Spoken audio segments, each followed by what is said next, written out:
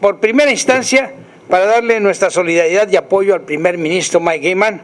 en este esfuerzo que él está haciendo para sensibilizar al Reino de Holanda en el cumplimiento de los procedimientos constitucionales y el respeto del estatus de su autonomía en el país que dirige desde el año 1986. Nosotros lamentamos ciertamente la decisión unilateral del gobierno holandés porque en la práctica se viola el principio de libre autodeterminación de los pueblos que está reconocido en el artículo 1 de la Carta de las Naciones Unidas y que también se expresa sobre la igualdad entre los estados, que son principios del derecho internacional. Esta medida también, que se ha tomado unilateralmente, viola el artículo 1 del Pacto Internacional de los Derechos Civiles y Políticos, que expresamente señala: en ningún caso podrá privarse a un pueblo de sus propios medios de subsistencia. Ahora, la ODCA insiste en que estos principios que reconocen el derecho a un pueblo para decidir sus propias formas de gobierno, perseguir su desarrollo económico y social y cultural y estructurarse libremente sin injerencias externas y de acuerdo con el principio de igualdad. Y finalmente la ODCA,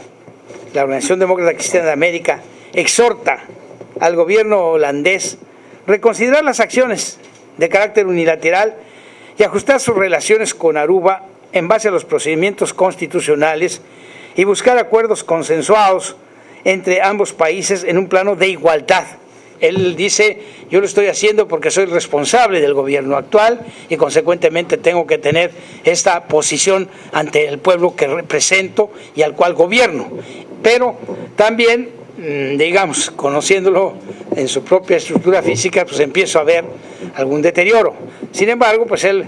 me expresó que estaba en espera de que el Reino de Holanda, a través de los canales diplomáticos correspondientes, pudiera ya tener algunas respuestas, simple y sencillamente, si no hay muchas cuestiones que resolver, es una sola.